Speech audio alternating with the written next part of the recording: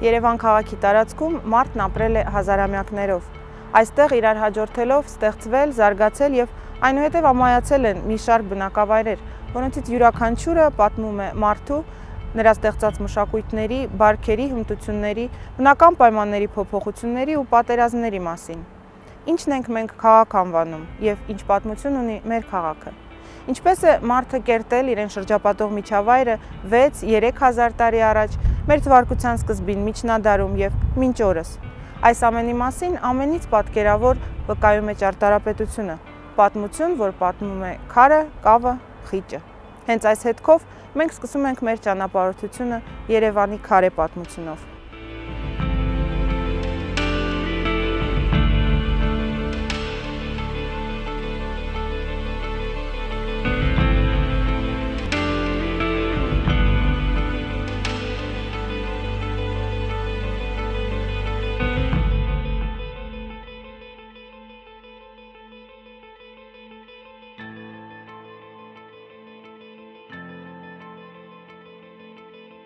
Երբ Եվրոպան ազատվում էր սառցապատման շրջանի վերջին սառույցներից, Երևանի տարածքում արդեն բնակություն էր հաստատել մարդը։ Կյանքը շարունակվում էր սառույցներից ազատ ցածրադիր գետերի խիտ ցանցով ծածկված հովիտներում։ Հարմարվելով կլիմայական դաժան պայմաններին, մարդիկ բնակություն էին հաստատել ժայռախորշերում ու քարայրներում։ Հրազդան գետի ափամերձ շրջաններն այն տարածքներն են, որտեղ սկիզբ է առել եւ հազարամյակներով շարունակվել մարդկության պատմությունը։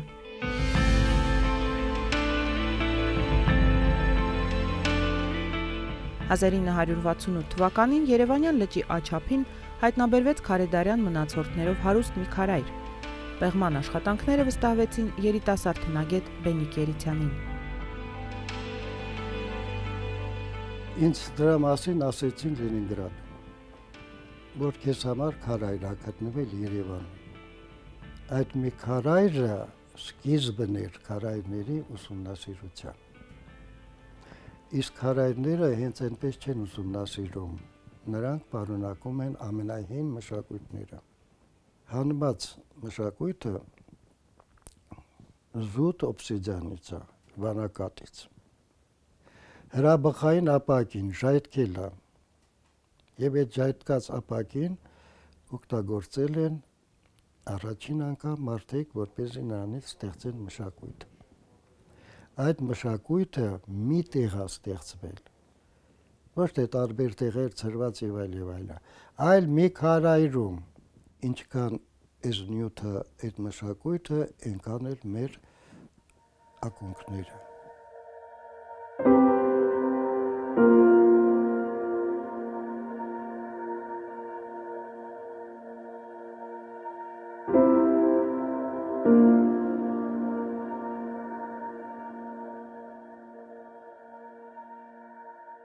1966 թվականից կիրճի պարբերական եւ համակարգված ուսումնասիրություններն ի հայտ բերեցին տարբեր ժամանակների շուրջ 120 քարայր։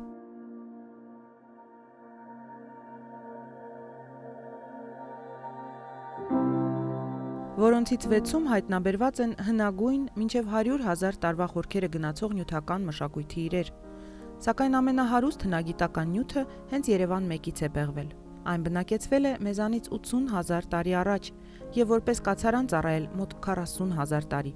Պեղումների ընթացքում հայտնաբերվեցին նաեւ մարդկանց եւ կենդանիների ոսկորներ։ Սա նշանակում է, որ այստեղ որսորդներ են ապրել, որոնք տնտեսություն են վարել։ Երիցյանի արշավախումբը Հայաստանում առաջին անգամ պալեոլիթյան գործիքների հետ մեկտեղ հայտնաբերեց գրեթե 12,000 տարի առաջ ավարտված պլեյստոցենի շրջանի կենդանիների ոսկորներ։ Բնական թվագրություններ կան, ես տվել եմ, այն ժամանակ ես առաջինն էի, որ Սովետում թվագրություններ ստացա Գրոնենգենից, ածուխի, ոսկորի։ 4-րդ շերտում արդեն 49,000 էր։ Իսկ նրանց ներքև էլ կա, վերև էլ կար, ավել պեղումներ այնտեղ պետք չէր, որովհետև այն ինչ որ պեղել է 1/3-ն էլ չի կազմում։ Իսկ հողում մնացել է շատ մեծ պաշարներ։ Նրանք պետք է մնան հետագա սերունդների համար։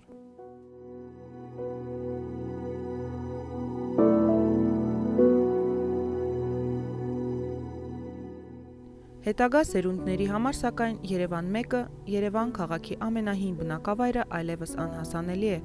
Այն մնացել է 10 տարի առաջ լճի ափին կառուցված ամերիկյան դեսպանատան ցանկապատից այն կողմ։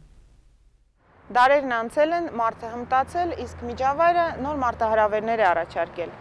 Երևանյան լճի հանդիպակաց ափին է գտնվում բրոնզեդարյան Շենգավի տնավայրը։ Ժամանակին այն 4 կողմից շրջապատված է եղել ձորերով, որոնցից մեկով Հրազդան գետն էր հոսում։ Բնակատեղին անմշակ քարերից կառուցված հզոր պարիսպներ է ունեցել, ինչպես նաև դեպի Հրազդան գետը տանող ստորերկրյա սալածած գետնուղի։ Ոչ պարիսպները, ոչ գետնուղին այսօր չեն երևում, սակայն կարելի է դեռ տեսնել ճարտարապետական ամենահին տեսակի շինությունների հետքերը։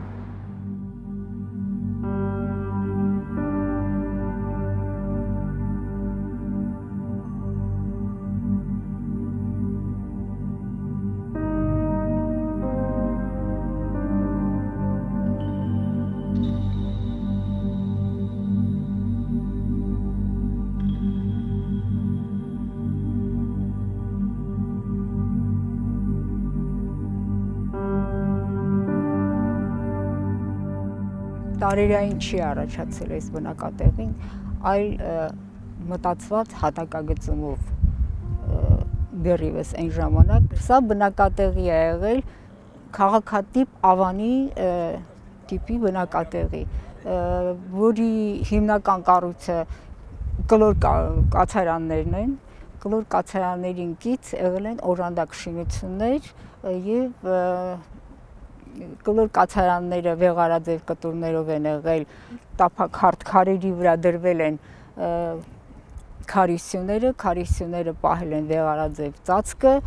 իսկ դրա կողքին տափակ քարի վրա օջախն է տեղադրվել, տոհմերով են ապրել, եղել է մայր իշխանություն եւ հիմնականում տոհմը հավաքվել է կլոր կացարանում իրանց պաշտամունքի ծեսերը կատարելու, իսկ կից կառույցներ եղել են ննջարաններ զույգերի համար, նաև որպես պահեստային շինություններ, բացառիկ բնակատեղիներից է, որտեղ մարդը մշտական բնակություն է ունեցել դարեր։ Պեղումներն այստեղ սկսվել են 1930-ականներին, իսկ վերջին արշավախումբը Հակոբ Սիմոնյանի ղեկավարությամբ աշխատել է 2013-ին, երբ հայտնաբերվել է հրոտաճարը։ Պատկերացնեք 4000 տարի առաջ այստեղ ապրող մարդը այդպիսի պաշտամունքի մի տաճար է ունեցել։ Հրոտաճարը իրանց ներկայացներ մի շինություն, որտեղ 3 աստիճան իջնում ես, այդ 3 աստիճանի աջ կողմում գտնվում էր ավազաններ, որտեղ արյուն էին հավաքում, իսկ մյուս կողմում մի հարթակի վրա եւ ջրի պոզը, որով կենթանուն սպանում էին, որպեսզի այդ արյունը հավաքեին, եւ օջախը, որտեղ այդ կրակը միշտ անմար էր, անընդհատ այդ կրակը կար։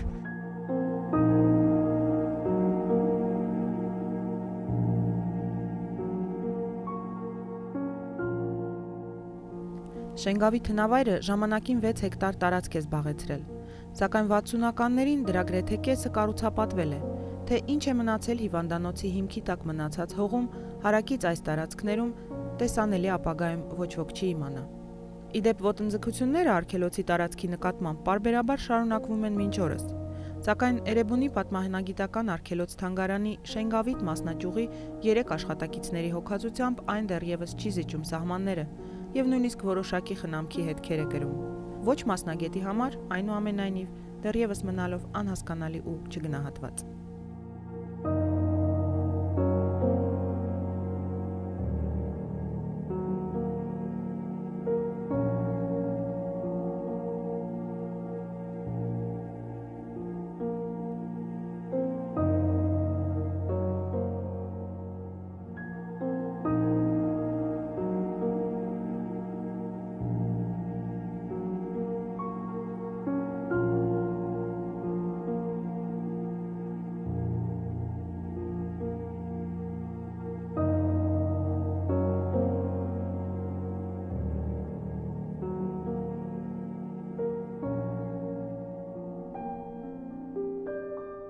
Հայտնի է, որ Շենգավիթին հաջորդած եւ նույն բրոնզեդարյան շրջանին պատկանող եւս մի քանի բնակավայր է եղել։ Երևանի բրոնզեդարյան հուշարձանները լավ չեն ուսումնասիրվել ոչ խորհրդային եւ առավել եւս նորագույն շրջանում, ինչի արդյունքում դրանցից մի քանիսը առհասարակ չեն պահպանվել։ Ամրոց բնակավայրը եղել Մերգելան ինստիտուտի տեղում, Նորքի զանգվածը հատող Բերթաձոր կոչվող բնակավայրում, Սասունցի Դավիթ կայարանի հարևանությամբ գտնվող Մուխանատ Թափա կոչվող բլրի վրա։ Բրոնզեդարյան բերդ է նաև Հրազդանի աջ ափում գտնվող Կարմիր բերդը, որտեղ նույնպես հայտնաբերվել են վաղ շրջանին պատկանող հնագիտական նյութեր։ Ամրոցի շուրջը տարածվում է հսկա դամբարանադաշտ, որտեղ թաղումների թիվը հասնում է մի քանի հարյուրի։ Թե երբ են մարդիկ լքել դրանք, մնում է անորոշ։ Կարծում եմ շատ չեմ սխալվի, եթե ասեմ, որ Ծիծեռնակաբերդի հնավայրի մասին երևանցիներից քչերը գիտեն։ Դա զարմանալի չէ, այն բավականին քիչ է ուսումնասիրված եւ դեռ սպասում է իր ժամանակին։ Այս վայրը հետաքրքիր է նրանով, որ բնակեցված է եղել սկսած բրոնզեդարից մինչև առնվազն միջնադար։ Առաջին գտածոներն այստեղի հայտ են եկել 1966 թվականին Մեծ Եղեռնի հուշահամալիրի կառուցման նախապատրաստական աշխատանքներն իրականացնելիս։ Այդ ժամանակ տեղանքը այդպես էլ չպեղվեց, սակայն 90-ականների վերջին մի խնդիր առաջացավ, որը եւ խթանեց պեղումները։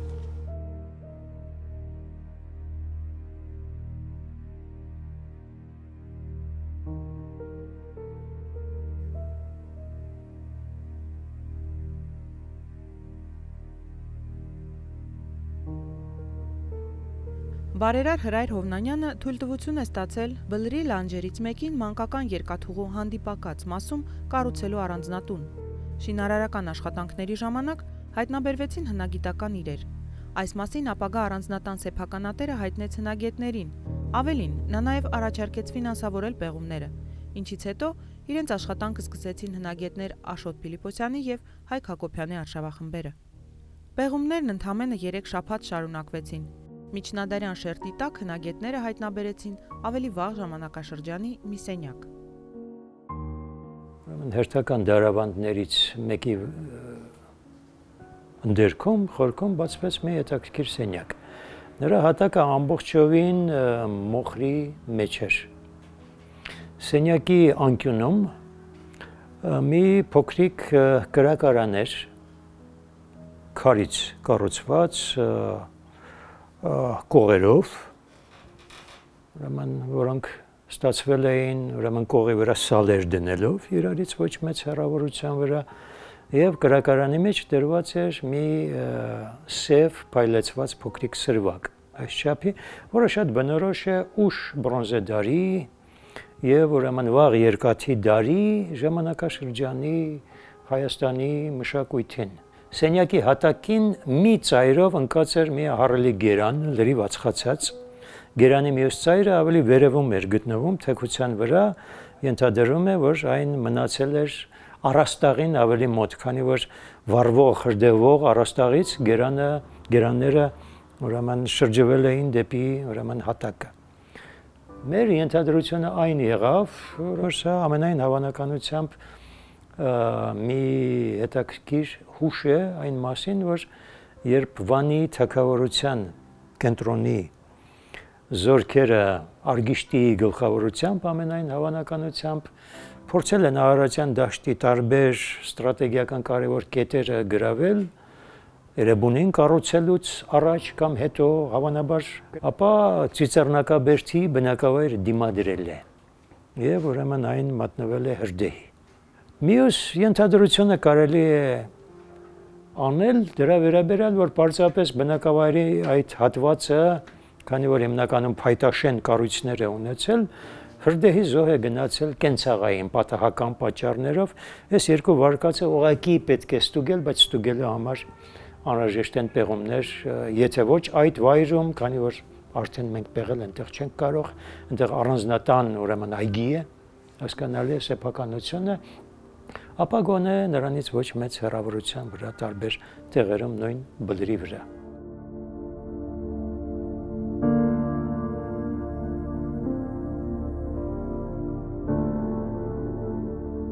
Պեղումների հաջորդ փուլն իրականացվեց համարյա 10 տարի անց Հայոց ցեղասպանության թանգարան ինստիտուտի տնօրեն Հայկ Դեմոյանի նախաձեռնությամբ։ Այս անգամ Հայկ Հակոբյանի արշավախումբը 3 կետում աշխատեց, եւ այս հետազոտության արդյունքում հայտնաբերվեցին մի դղյակի հետքեր, ինչպես նաև անտիկ եւ հռոմեական շրջանի սենյակներ։ Տվյալ շենքը կառուցված է մեծ, մինչև ուրեմն մի մետր երկարությամբ, մինչև 80-90 սանտիմետր բարձրությամբ խոշոր քարերից։ Այստեղ պեղումներ չեն իրականացված, բայց երևում է, որ սա բավական մեծ հետաքրքիր համալիր է, որը հետագայում ես հուսով եմ, որ կպեղվի մի օր։ Հաջորդ հետաքրքիր տարածքը դա ուրեմն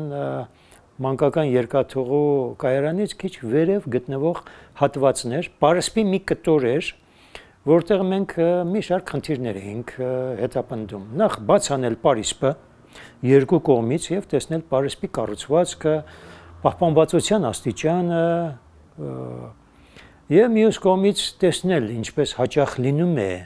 շատ հուշարձաններում, շատ երկրներում արդյոք պարսպին կցակառուցված են սենյակներ թե չէ եւ որ ժամանակաշրջանի։ Եվ ուրեմն բացվեցին երկու սենյակներ, որոնք միջնորմով անջատված էին իրարից, ինչպես բարձրացած ուրեմն այդ սենյակները վերաբերում էին միջնադարին, իսկ ավելի կոնկրետ 12-13-րդ դարերին։ Սակայն հետաքրքիրը այն է, որ այդ նույն սենյակը 1.5 մետր ավելի ներքև իջնելով, հատակից ավելի ներքև, բացվեց մի անտիկ ժամանակաշրջանի սենյակ։ Սենյակը մենք չգիտենք ինչ նշանակություն է ունեցել բնակելի ամենայն հավանականությամբ, բայց սենյակի մի անկյունում գտնվեց մի կուռք, ավելի քան մի մետր բարձրությամբ, կիսա թռչնաձև, կիսա մարդաձև, կիսա սյունաձև հորինվածքով մեր ուրեմն մյուս տեղամասը, որտեղ մենք պեղումներ չկատարեցինք, բայց մի հետաքրքիր հայտնաբերում կատարեցինք, ուրեմն Կիևյան կամուրջից շարժվելով դեպի նշված տեղը, որտեղ գտնվում էին անտիկ եւ միջնադարյան սենյակները, հայտնաբերեցինք մի հետաքրքիր համալիր։ Համալիրի կենտրոնում գտնվում է մեծ զոհասեղան, գրեթե մոտավորապես 2 մետր երկարությամբ, մոտավորապես 1.5 մետր լայնությամբ, մի ժայռաբեկոր է, լավ տաշված, զոհասեղանի բոլոր կողմերից արված էին անցումներ զոհասեղանի շուրջը պտտվելու համար։ Եվ ակնհայտորեն դա միջնադարից առաջ գոյություն ունեցած մի հետաքրքիր հուշարձան է, ամենայն հավանականությամբ վերաբերելով հռոմեական դարաշրջանին։ Հնագետը համարում է, որ Ծիծեռնակաբերդի ուսումնասիրությունը կօգնի ավելի ամբողջական պատկեր ստանալ Երևանի տարածքում գտնվող մյուս բրոնզեդարյան հնավայրերի, Շենգավիթի, արդեն կառուցապատված Մուխանաթ թափայի տարածքի մասին։ Լույս կսփռի նաև միևնույն ժամանակահատվածում գոյություն ունեցող Ուրարտական շրջանի բերդաքաղաքների պատմության վրա։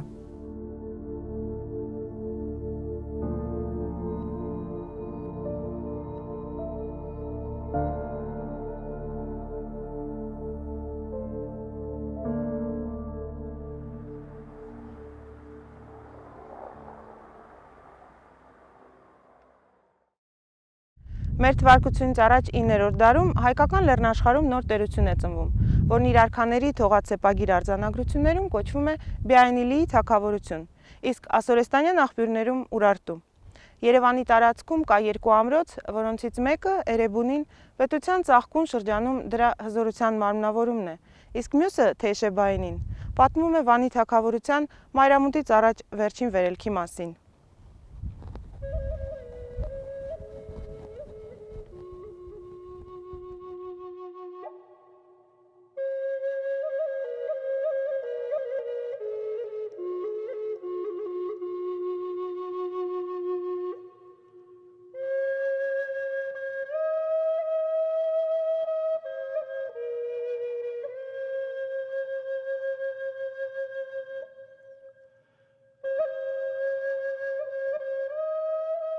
Էրեբունին Երևանի տարածքում ամենալավ ուսումնասիրված հնավայրն է։ Այն գտնվում է Երևանի հարավում, Նորքարեշ եւ Վարդաշեն թաղամասերի հարևանությամբ։ Համաձայն գտնված արձանագրության հիմնադրվել է Արգիշտիա թագավորի կողմից մեր թվարկությունից առաջ 782 թվականին, որպես վարչական, տնտեսական եւ ռազմական կարևոր հենակետ Արարատյան դաշտում։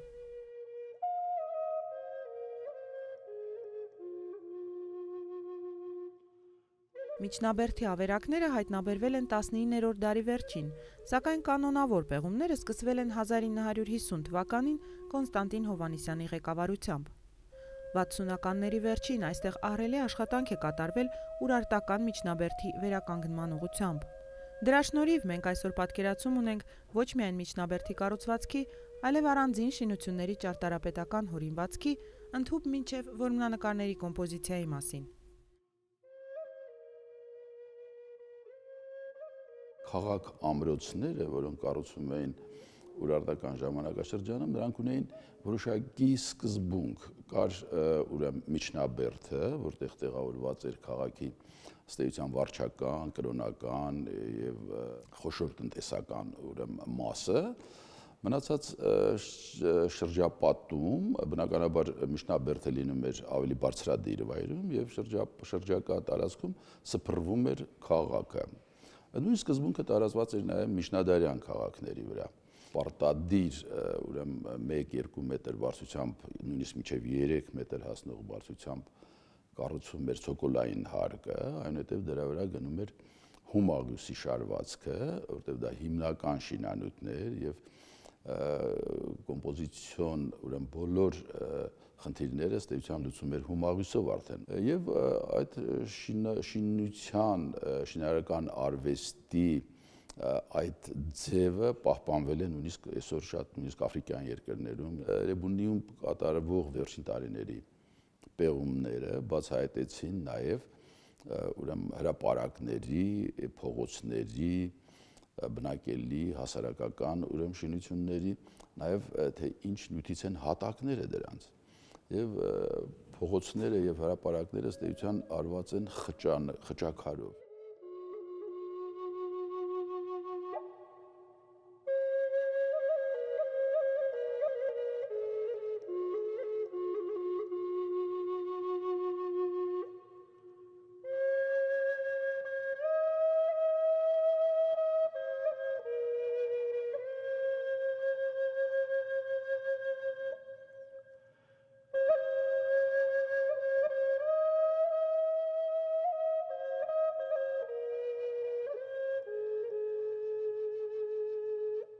Պեղումները բավական մեծ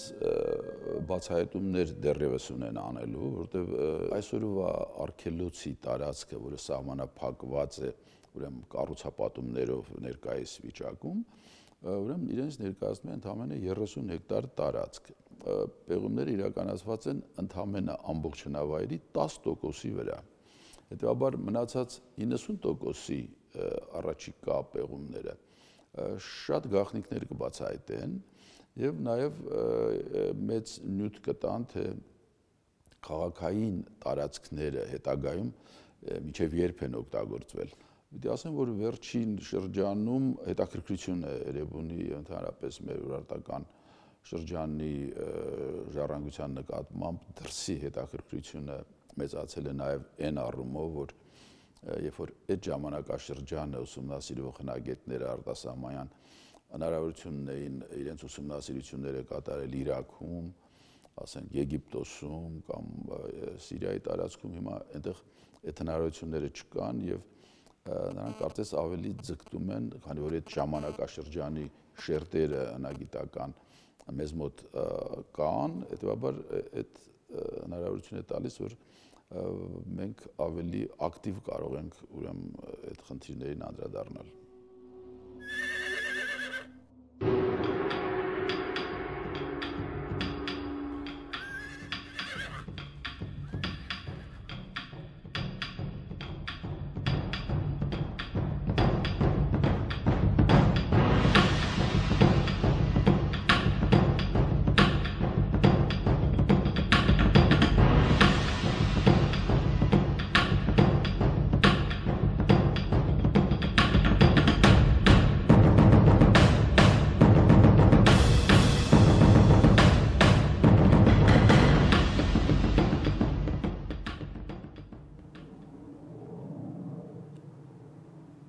Էրեբունիի կառուցումից մի քանի տասնամյակ անց արդեն այլ թագավորի Ռուսա II կողմից կառուցվել է Թեյշեբայինի քաղաք-ամրոցը։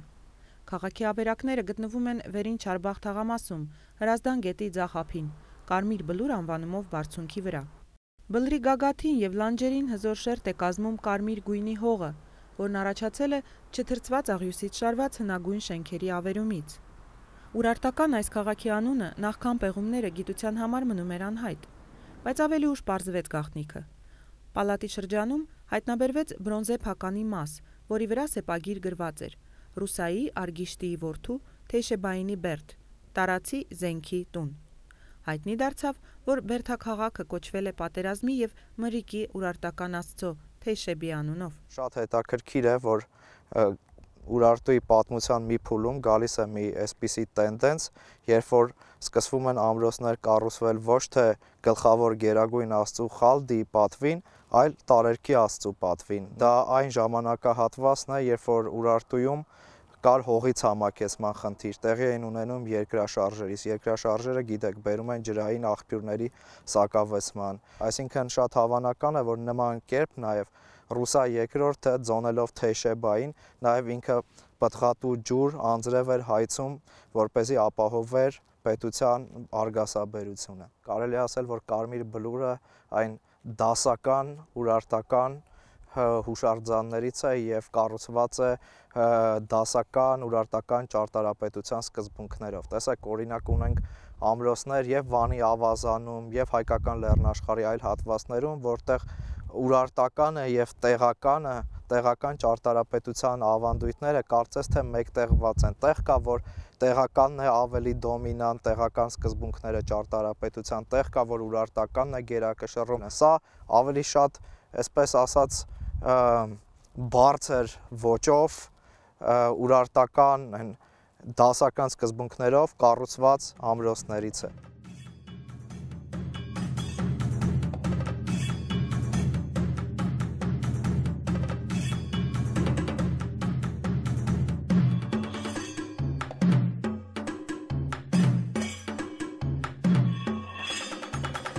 Քաղաքը 3 կողմից պաշտպանված էր խոր ձորով,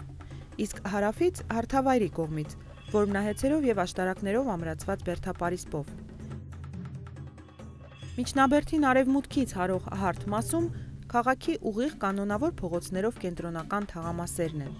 Միջնաբերդը քաղաքից բաժանված էր հզոր պարիսպով, որն ուներ դեպի քաղաք բացվող 2 մեծ ու ամրակուր դարպասներ։ Թեյշեբայինի միջնաբերդը երկհարկանի միաձույլ հսկա կառույց էր, որի առաջին հարկաբաժինը տնտեսական մեծ համալիր էր, շուրջ 140 պահեստներով, մառաններով եւ արտադրական արհեստանոցներով։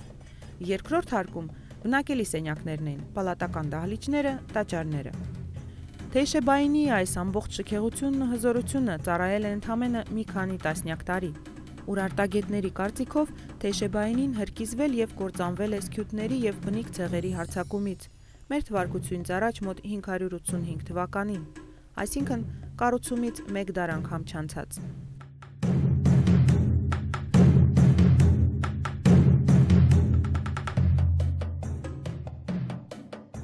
Ինքը ընդհանրապես ամբողջ ուրարտական հուշարձանների շարքում ամենաշատ նյութ տված հուշարձաններից մեկն է, որտեղ պեղվել է եւ ամրոցը, եւ նախաուրարտական բնակատեղին, եւ ուրարտական բնակատեղին, եւ դամբարանադաշտը։ Այսինքն սրանք շատ կարևոր են, որովհետեւ տալիս են համալիր տեղեկություն։ Եթե մենք պեղում ենք միայն ամրոց, ապա մեր տեղեկությունները, որքան էլ շքեղ ամրոց պեղենք, որքան էլ շքեղ իրեր գտնենք, մեր տեղեկությունները լինելու են սահմանափակ, որովհետև իրենք տեղեկություն են տալիս միայն ինչ-որ բարձր վերնախավի մասին։ Սակայն մենք ունենք եւ նախապատմությունը, այսինքն մենք կարող ենք պատկերացում կազմել, թե ինչպիսի սոցիալական, մշակութային, կենցաղային իրավիճակ է այստեղ եղել նաեւ ուրարտական ժամանակաշրջանից առաջ եւ այդ ժամանակահատվածում եւ այդ համալիր սինթեզի արդյունքում կարող ենք բավական հետաքրքիր արդյունքներ բերել եւ իմանալով թե նրանց կենցաղի, թե տնտեսական գործունեության, թե ռազմական գործունեության, թե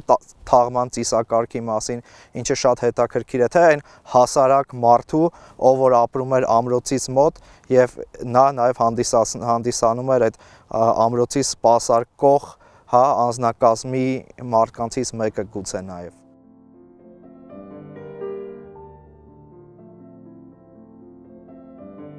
Պեղումներն այստեղ սկսվել են 1939-ին 3 արշավախմբերի կողմից, որոնցից մեկը ղեկավարում էր Բորիս Պյոտրովսկին, իսկ հայկական խմբերը Սմբատ Տեր-Ավետիսյանը եւ Կարո Ղաֆադարյանը։ 1970-ականներին Բորիս Պյոտրովսկին դադարեցրել է պեղումները, իսկ պեղված մասերը ծածկել հողով, հույս ունենալով, որ հետագա սերունդներն ավելի լայն հնարավորություններ կունենան թե ուսումնասիրելու, թե պահպանելու հուշարձանը, եւ հատկապես ունիկալ հում աղյուսի պատերը, որոնք արագ քայքայվում են։ Նույնն արվել է նաև Շենգավիթում եւ Էրեբունիում, որտեղ օրինակ աչքից թաքնված են խճաքարով զարդարված փողոցները, իսկ այն մասերն էլ, որ չեն ծածկվել հողով, ավերվել են այս տարիների ընթացքում վանդալների ձեռքով։ Շենգավիթի 4000-ամյա շինությունների իրական հիմքերն ու մասնակիորեն պահպանված հում աղյուսի պատերը եւս հողի տակ են այժմ։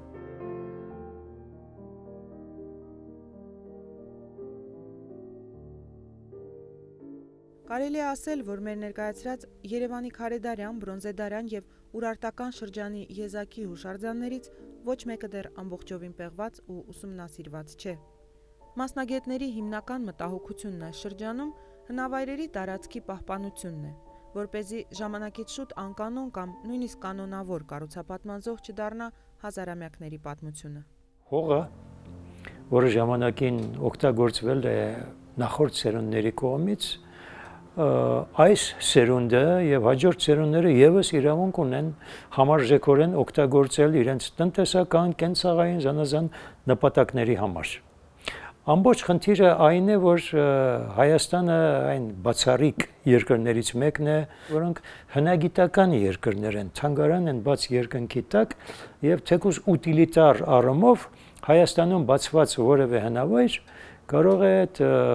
մեծ տնտեսական առաջընթաց տալ ամբողջ երկրին։ Հետևաբար ամեն մի հնություն, որը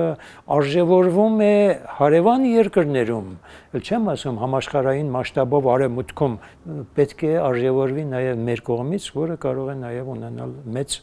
ուրեմն շահույթ։ Մյուս կողմից այս ամեն ինչը ունի ճանաչողական նշանակություն, այս ամեն ինչը հիշողություն է, հուշ է անցյալի մասին, իսկ հուշը չի կարելի ոչնչացնել, որովհետև այդ հուշը մեզ տանում է շատ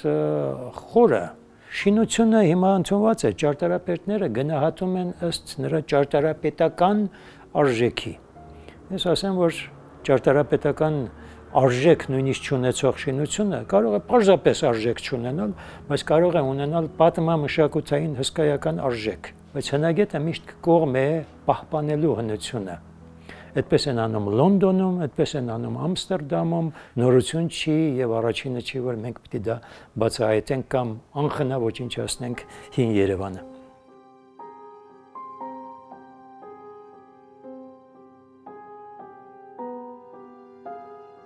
Վանի թագավորության անկումից հետո Հայաստան ընկել է Մարաստանի եւ Աքեմենյան Իրանի տիրապետության տակ։